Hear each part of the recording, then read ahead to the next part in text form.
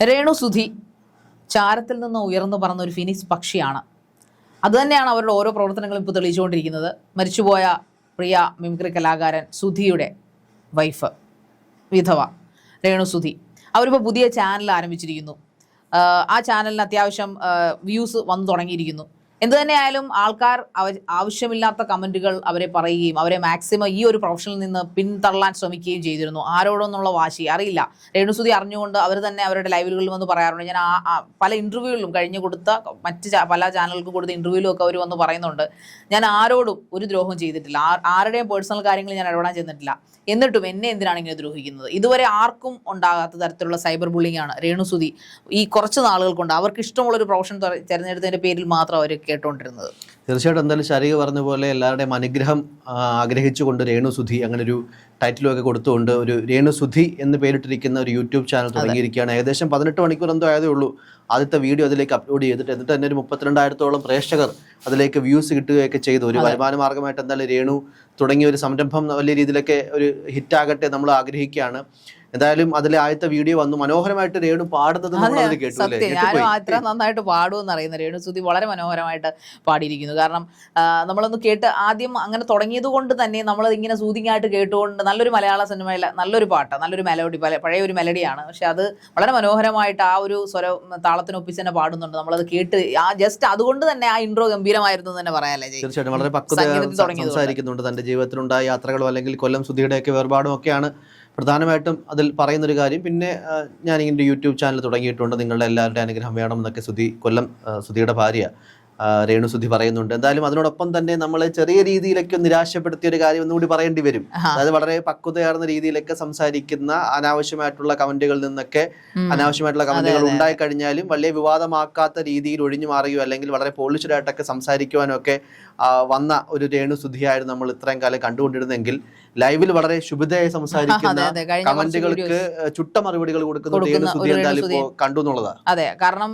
Interview ശരിക്കും പറഞ്ഞു കഴിഞ്ഞാൽ നമ്മളൊരു ക്ലാസ്സി ആയിട്ട് ചെയ്യേണ്ട ഒരു കാര്യമാണ്. സ്വന്തം ലൈവിൽ വരുമ്പോൾ ചിലപ്പോൾ നമ്മൾ പൊട്ടിത്തെറിച്ചാൽ, കാരണം ആ ലൈവിൽ വന്നിട്ട് ഇപ്പോൾ ഇന്റർവ്യൂ എന്ന് പറയുമ്പോൾ സ്വാഭാവികമായിട്ടും ആ ആങ്കർ ചോദിക്കുന്ന ക്വസ്റ്റ്യൻസിന് മാത്രം പുള്ളിക്കാരത്തി മറുപടി കൊടുത്തു. അത് വളരെ തന്മയത്വത്തോടു കൂടി വളരെ കൾച്ചേർഡായിട്ട് വളരെ മെച്ചോർഡ് ആയിട്ടുള്ള മറുപടി കൊടുക്കുന്ന രേണുസുധി നമ്മൾ കണ്ടു. പക്ഷേ കഴിഞ്ഞ ദിവസം അത് ഒറിജിനൽ എവിടെ നിന്നാണ് ലീക്ക് ആവുന്ന അറിയില്ല, വേറൊരു ചാനൽ അത് പബ്ലിഷ് ചെയ്തതാണ് നമ്മൾ കണ്ടത്.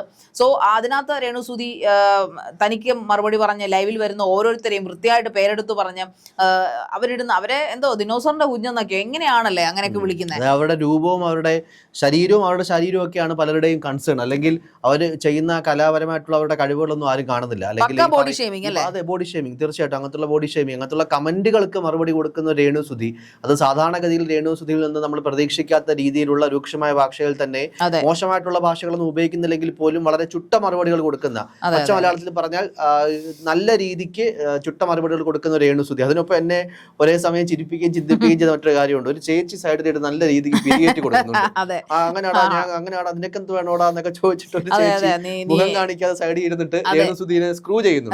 നല്ല നിരുത്സാഹപ്പെടുത്തുന്നില്ല, നല്ല രീതിയിൽ പ്രോത്സാഹിപ്പിക്കുന്നുണ്ട്. അതായത് നീ എന്റെ എല്ലാം കണ്ടോടാ, നിന്നെ ആരാടാ കാണിച്ചത്, നീ ആരാടാ എനിക്ക് പേരിട്ടത്, അതുപോലെ അവരെടുത്ത വസ്ത്രങ്ങളെ കുറിച്ചൊക്കെ എങ്ങനെ ഇങ്ങനെ മലയാളികൾക്ക് തരം താഴാൻ സാധിക്കുന്നു. രേണുസുധി നിങ്ങളുടെ ആരുടെയും വീട്ടിൽ, നമ്മൾ അന്നത്തെ ചർച്ചയിലും പറഞ്ഞ പോലെ ഈ രേണുസുധി എന്ന് പറയുന്ന വ്യക്തി അധ്വാനിച്ച് ജീവിക്കുന്ന ഒരു വ്യക്തിയാണ്. അവർ തുണി അഴിച്ചിട്ടല്ല ജീവിക്കുന്നത്. അവർ വൃത്തിയായ വസ്ത്രങ്ങൾ ധരിച്ചുകൊണ്ട് ക്യാമറയുടെ മുമ്പിൽ നിന്ന് അവർക്ക് പറ്റുന്ന രീതിയിൽ അവരൊരു കലയിൽ അഭിനയിക്കുന്നു, ഒരു ആൽബത്തിൽ അഭിനയിക്കുന്നു, സിനിമയിൽ അഭിനയിക്കുന്നു. അപ്പോൾ ഇപ്പോൾ ദയാവധം എന്ന് പറഞ്ഞ സിനിമയിൽ അഭിനയിക്കുന്നുണ്ട്. വളരെ സന്തോഷകരമായിട്ടുള്ള സെറ്റിലാണ് ഞാൻ വർക്ക് ചെയ്യുന്നത്, അത്യാവശ്യം വർക്കുകളൊക്കെ ഉണ്ടെന്നൊക്കെ അവരവരുടെ ചാനലിൽ ഇരുന്ന് പറയുന്നുണ്ട്. ഇനി നമുക്ക് എന്തെങ്കിലും രേണുസുധിയെ കുറിച്ച് അറിയണമെങ്കിൽ ഈ മഞ്ഞക്കാർ പറയുന്നതിരുന്ന് അറിയണ്ടല്ലോ. അവരുടെ സ്വന്തം ചാനലുള്ളതുകൊണ്ട് തന്നെ അവർക്ക് വ്യക്തമായിട്ട് ലൈവിൽ പോകാനും അതോടൊപ്പം തന്നെ കാര്യങ്ങൾ വന്ന് പറയാനും അവരുടെ സ്വന്തം ചാനലുള്ളതുകൊണ്ട് തന്നെ ഇനി ആരുടെയും അണ്ടർ അർത്ഥങ്ങൾ, ദ്വയാർത്ഥങ്ങൾ പേടിക്കേണ്ട ആവശ്യമില്ല. അവർ പറയുന്ന കാര്യങ്ങൾ നമുക്ക് നേരിട്ട് കേൾക്കാം. ഒരുപക്ഷെ അതൊക്കെ വരുമാനത്തിനോടൊപ്പം തന്നെ അവർ അതൊക്കെ ആയിരിക്കാം ഉദ്ദേശിക്കുന്നത്. ചിലപ്പോൾ നേരിട്ട് പറയുന്നതുകൊണ്ട് ആൾക്കാർക്ക് ഞാൻ എന്താണ് അല്ലെങ്കിൽ രേണുസുധി എന്താണെന്ന് ജനങ്ങൾ നേരിട്ടറിഞ്ഞോട്ടെ, എന്തിനാണ് മറ്റൊരാളുടെ വായിൽ നിന്ന് അറിയുന്നതെന്നൊരു ചിന്ത ചിലപ്പോൾ പുള്ളിക്കാരത്തേക്ക് ഉണ്ടായിരുന്നില്ല. അതിനോടൊപ്പം തന്നെ ആ വീഡിയോയ്ക്ക് താഴെ വരുന്ന കമന്റുകളിൽ പലതും ഇത് മുൻപേ തുടങ്ങിയിരുന്നെങ്കിൽ ഇപ്പോൾ നല്ല വരുമാന മാർഗ്ഗമായേനെ, ഇത് മുൻപേ തുടങ്ങേണ്ടതായിരുന്നു തുടങ്ങിയുള്ള സപ്പോർട്ടിങ് കമന്റുകളാണ് എന്തായാലും രേണുസുധിയുടെ ഈ ഒരു ഫസ്റ്റ് വീഡിയോയുടെ താഴെ തന്നെ എന്തായാലും ആരാധകരാകട്ടെ അല്ലെങ്കിൽ സാധാരണ പ്രേക്ഷകരാകട്ടെ എന്നല്ല രേഖപ്പെടുത്തുന്നത്. ഒരു വരുമാന മാർഗ്ഗം എന്തായാലും രേണുസുധിക്ക് തീർച്ചയായിട്ടും ആ ഒരു യൂട്യൂബ് ചാനലിൽ നിന്ന് ഉണ്ടാകും എന്നുള്ള കാര്യത്തിൽ യാതൊരു സംശയമില്ല. കാരണം ആദ്യ വീഡിയോ തന്നെ നല്ല രീതിയിലേക്ക് റീച്ച് കയറി പോകുന്നൊരു കാഴ്ച നമ്മൾ വളരെ 24 മണിക്കൂർ പോലും ആവുന്നതിന് മുൻപേ കാണുകയാണ്. ഏതാണ്ട് 1 ലക്ഷം വ്യൂസ് ഒക്കെ അടക്കമായിരിക്കും മിക്കവാറും ഒരു 8 മണിക്കൂറിനകത്ത്. തീർച്ചയായിട്ടും കാരണം ഒരു 24 മണിക്കൂർ ആയില്ല, ഒരു 18 hours ആയപ്പോൾ തന്നെ ഏതാണ്ട് 35,000 അടുത്ത ആൾക്കാർ കണ്ടിട്ടുണ്ട്. അത് തീർച്ചയായിട്ടും ഒരു ദിവസം കൊണ്ട് തന്നെ ഒരു പക്ഷേ ഒരു 50,000 1 ലക്ഷത്തിനടുത്ത് ഉറപ്പായിട്ടും കയറുമെന്ന കാര്യം സംശയമില്ല. മാത്രമല്ല രേണുസുതിക്കാണ് ഇപ്പോൾ ഏറ്റവും കൂടുതൽ മാർക്കറ്റ് ഉള്ളത്. ഒരു ഇവൻ രേണുസിന്റെ പേരിട്ടാൽ തന്നെ മില്യൺ അടിക്കുവാണ്. കാരണം ഇവൻ ആൾക്കാർ പോലും കുറേ അധികം, എല്ലാവരും ഒന്നും ഞാൻ പറയത്തില്ല, ഒരു 10-20% കണ്ടന്റ് ക്രിയേറ്റേഴ്സും രേണുസുതിയെ വെച്ച് ജീവിക്കുന്നവരാണ്. അത് രേണുസുതിക്കും അറിയാം. പക്ഷേ അവർക്ക് ആർക്കും സ്ട്രൈക്ക് കൊടുക്കാനോ അവർക്കെതിരെ ഡിഫമേഷൻ കൊടുക്കാനോ ഒന്നും രേണുസുതി തയ്യാറാകാത്തവരുടെ നല്ല മഹാമനസ്കത. കാരണം അവർ കൊടുത്താൽ ഈ ചാനലൊക്കെ പൂട്ടി കിട്ടും. സ്ട്രൈക്ക് കൊടുത്താൽ ചാനൽ ഡൗൺ ആകും. പിന്നെ പിന്നെയും സ്ട്രൈക്ക് കൊടുത്താൽ അത് ആ ചാനലിന്റെ ആ ഒരു നിലനിൽപ്പിനെ തന്നെ ബാധിക്കും. അത് മാത്രം ജീവിച്ചോട്ടെ. അതെ അതെ, ആ ഒരു മഹാമനസ്കത രേണു കാണിക്കുന്നുണ്ട്. പക്ഷെ എന്ന് വെച്ചിട്ട് എല്ലായ്പ്പോഴും അവരങ്ങനെ സൈലന്റ് ആയിട്ട് ഇരിക്കുമെന്ന് ആരും പ്രതീക്ഷിക്കേണ്ട. അതുകൊണ്ടാണ് ലൈവിൽ വന്നപ്പോൾ അവർ സ്വാഭാവികമായിട്ട് ലൈവിൽ വരുന്ന ഒരു പക്ഷേ എന്തെങ്കിലുമൊക്കെ അനൗൺസ് ചെയ്യാനായിരിക്കാം. ഈ കലാകാരന്മാരൊക്കെ ലൈവിൽ വരുന്ന എപ്പോഴും അവരുടെ എന്തെങ്കിലും ഇമ്പോർട്ടൻ്റ് ആയിട്ടുള്ള കാര്യങ്ങളോ ആൾക്കാർക്ക് Q&A ചോദിക്കാനോ ഒക്കെ ആയിരിക്കാം. പക്ഷെ വന്ന് അവരെ തെറി വിളിക്കുകയാണ് ലൈവിൽ വന്നിട്ട് ആൾക്കാരെ.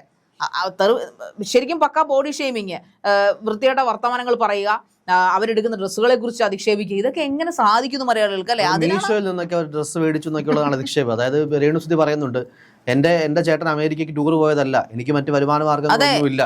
അപ്പോൾ ഞാൻ ഈ പറഞ്ഞ കണക്ക് എൻ്റെ വരുമാനത്തിനൊത്ത് വസ്ത്രങ്ങൾ വാങ്ങിക്കും, അതിപ്പോൾ മീഷോ എന്ന് വാങ്ങിച്ചാൽ നിനക്ക് എന്താ കുഴപ്പമെന്ന് രേണുസുതി ചോദിക്കുന്നുണ്ട്.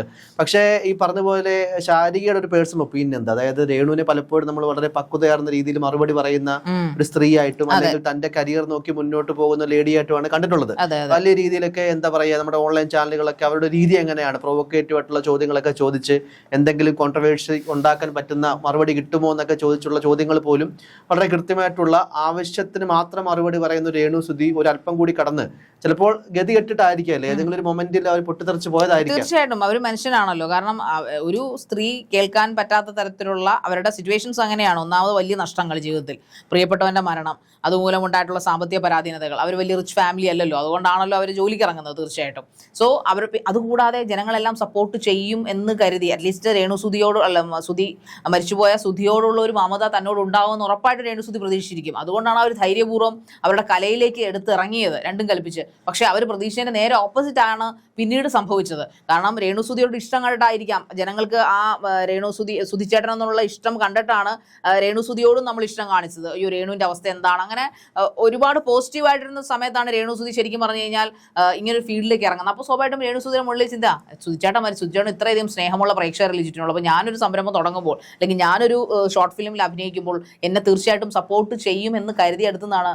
അവിടെ പാടെ തെറ്റിപ്പോയി രേണുസുതിക്ക്. അവിടെ നമ്മുടെ മലയാളികൾ അവരെ തോൽപ്പിക്കാൻ ശ്രമിച്ചു. പക്ഷേ രേണുസുതി അത്ഭുതപ്പെടുന്ന ഒരു കാര്യമേ, അതായത് ഇവരുടെ വീഡിയോസ് കാണുകയും വേണം, തെറി വിളിക്കുകയും വേണം എന്നുള്ളതാണ്. അവരെ കാണാതിരുന്നാൽ പോലെ. അതായത് മില്യൺസ് കണക്കിന് വ്യൂസ് അതിനുണ്ട്. എന്നാൽ അതിനകത്തൊരു 50% ആൾക്കാരും രേണുവിനെ ചീത്ത പറയാനും രേണുവിന്റെ മുഖം ഇങ്ങനെ ഇരിക്കുന്നു, രേണുവിന്റെ ശരീരം അങ്ങനെ ഇരിക്കുന്നു, രേണുവിന്റെ വസ്ത്രം മോശമായി പോയി എന്നൊക്കെ അളക്കുന്ന അമ്മാവന്മാരും ഈ പറഞ്ഞ കണക്കുള്ള അമ്മായിമാരുമാണ് ഈ കമന്റ് ബോക്സിൽ കൂടുതൽ. എനിക്ക് തോന്നുന്നു അത്ര സപ്പോർട്ടാണ് പുള്ളിക്കാരത്തേക്ക്. അവരെ ജീവിക്കാൻ അനുവദിക്കും. പിന്നെ ഈ മിഡിൽ ആയിട്ടുള്ള ആൾക്കാരും ഉണ്ട്, അവരെ ജീവിക്കാൻ അനുവദിക്കും. നിങ്ങൾ എന്തിനാണ് അവരെ പേഴ്സണലി അറിയുക പോലും ഇല്ല, എന്തിനാണ് അവർ ഇങ്ങനെ മാത്രം ഒരു തേജോവധം ചെയ്യുന്നത്, എന്തിനാണെന്നൊരു ചോദ്യം ചോദിക്കുന്നുണ്ട്. സത്യത്തിൽ അവരായതുകൊണ്ട് മാത്രമാണ് ഒരു പക്ഷെ പിടിച്ചു നിന്നിട്ടുണ്ടാവുക അല്ലെ? ഇത്രയധികം സൈബർ ബുള്ളിങ് ഇത്രയും ക്ലേശകരമായ രീതിയിൽ നമ്മൾ ആദ്യമായിട്ടാണ് രേണുവിനെ ഈ രീതിയിൽ പൊട്ടിത്തെറിച്ചോടെ ലൈവിൽ കാണുന്നത്. ഒരു പക്ഷെ അവര് നിരന്തരമായിട്ട് കേട്ടുകൊണ്ടിരിക്കുന്ന ബോഡി ഷെയ്മിങ് ആവട്ടെ, അല്ലെങ്കിൽ ഈ പറഞ്ഞ പോലെ അവരുടെ വസ്ത്രത്തിനെയും അവരുടെ ശരീരത്തെയും അവരുടെ രൂപത്തെയും ഒക്കെ കളിയാക്കൊണ്ടുള്ള നിരന്തരമായിട്ടുള്ള കമന്റുകൾ അവരെല്ലാ കമന്റുകളും കുത്തിയിരുന്ന് വായിക്കുന്നില്ലെങ്കിൽ പോലും സ്വാഭാവികമായിട്ട് നമ്മളുമായിട്ട് ബന്ധപ്പെട്ട കാര്യങ്ങളിൽ ആൾക്കാർ എന്ത് കമന്റ് പറഞ്ഞു എന്ന് അറിയാനുള്ള ആഗ്രഹം എല്ലാ വ്യക്തികൾക്കും സ്വതസിദ്ധമായിട്ടൊക്കെ ഉണ്ടാകും. അപ്പോൾ വല്ലപ്പോഴും കമന്റുകളൊക്കെ എടുത്ത് നോക്കുകയാണെങ്കിൽ പോലും ഇത്തരത്തിലുള്ള കമന്റുകൾ സ്ഥിരമായി കണ്ടപ്പോൾ അല്ലെങ്കിൽ സ്ഥിരമായിട്ട് അത്തരം കമന്റുകളൊക്കെ എഴുതി വിടുന്ന ആൾക്കാർക്കൊരു മറുപടിയാണ് എന്തായാലും രേണുസുതി സ്ഥിരമായിട്ട് അടങ്ങിയിരിക്കുന്നത് ശരിയല്ല, മറുപടി പറയാൻ എനിക്കും അറിയാം എന്ന് കാണിക്കാൻ വേണ്ടി തന്നെ ആയിരിക്കണം എന്തായാലും രേണുസുതി ഈ ഒരു ലൈവിൽ പൊട്ടിത്തെറിച്ചുകൊണ്ട് സംസാരിച്ചത്. എന്തായാലും കൂടെ ഇരിക്കുന്ന ചേച്ചി സപ്പോർട്ടീവായിട്ട് ഇരിക്കുകയാണ്. വളരെ അങ്ങനെ പറഞ്ഞു കൊടുക്കുക, എനിക്ക് കൂടെ രേണുവിന് ചോദിക്കാൻ ആളുണ്ടെന്നൊക്കെയാണോ നീ വിചാരിച്ചതെന്നൊക്കെയാണ് മുഖം കാണിക്കാത്ത ഒരു ചേച്ചി സൈഡിൽ നിന്ന് പറയുന്നത്. എന്തായാലും അവരുടെ നല്ല ഭാവിക്ക് വേണ്ടിയിട്ടാണ് ചേച്ചി പറഞ്ഞു കൊടുക്കുന്നതെങ്കിൽ നല്ലത്. അല്ലെങ്കിൽ ഇത്തരത്തിൽ മറ്റൊരു അലിൻജോസ് പെരേരയോ ആറാട്ടണ്ണനോ ഒക്കെ ആക്കി മാറ്റാൻ ഒപ്പം നടന്ന് കോമാളി കളിപ്പിക്കാനായിട്ട് ചേച്ചി മാറരുത്. നമുക്കറിയില്ല, ചിലപ്പോൾ രേണുവിനോട് വളരെ അടുത്ത് നിൽക്കുന്ന രേണുവിന് സ്നേഹമൊക്കെ ഉള്ള ഏതെങ്കിലും വ്യക്തികളൊക്കെ ആയിരിക്കും. എന്താണെങ്കിലും വളരെ പോസിറ്റീവായിട്ട് ആ സൗഹൃദം മുന്നോട്ട് പോകട്ടെ. വലിയ വിവാദങ്ങളിലേക്ക് രേണുവിനെ കുഴിയിൽ ചാടിക്കാതിരിക്കാൻ സൗഹൃദങ്ങളൊന്നും അല്ലേ അത് പാകപ്പെടാതിരിക്കട്ടെ എന്നുള്ളതാണ്. മാത്രമല്ല ഈ ഇങ്ങനെ പൊട്ടിത്തെറിച്ച ഒരു പക്ഷേ ജയ് പറഞ്ഞതുപോലെ ഇമോഷണൽ ആണല്ലോ ആ പുള്ളിക്കാരത്തി. ഈ പറഞ്ഞ പോലെ ഇത്രയധികം ശ്രമിച്ചു, പിന്നെ സ്വന്തം ലൈവിൽ വരുമ്പോഴും തെറി കേൾക്കുമ്പോൾ സ്വാഭാവികമായിട്ടും ആരാലും പൊട്ടിത്തെറിക്കും. അത് തന്നെ പുള്ളിക്കാരത്തി ഉണ്ടാവുകയുള്ളൂ. തീർച്ചയായിട്ടും എന്തായാലും മെച്ചൂരിറ്റിയോടുകൂടി പ്രവർത്തിക്കുന്ന ഒരു വ്യക്തി തന്നെയാണ്. എന്തായാലും വരും ദിവസങ്ങളിൽ രേണുസുധിയുടെ ചാനലിൽ നല്ല നല്ല കണ്ടന്റുകൾ നമുക്ക് കാണാം. അപ്പോൾ അവരെ സൈബർ ബുള്ളിങ് ചെയ്ത ആൾക്കാരൊക്കെ മുട്ടുമടക്കി മുഖം കുത്തി വീണുകൊണ്ട് ഒരുപാട് നല്ല പ്രശസ്തിയിലേക്ക് രേണുസുധി ഇനിയും ഉയരട്ടെ എന്ന് നമുക്ക് ആഗ്രഹിക്കാം.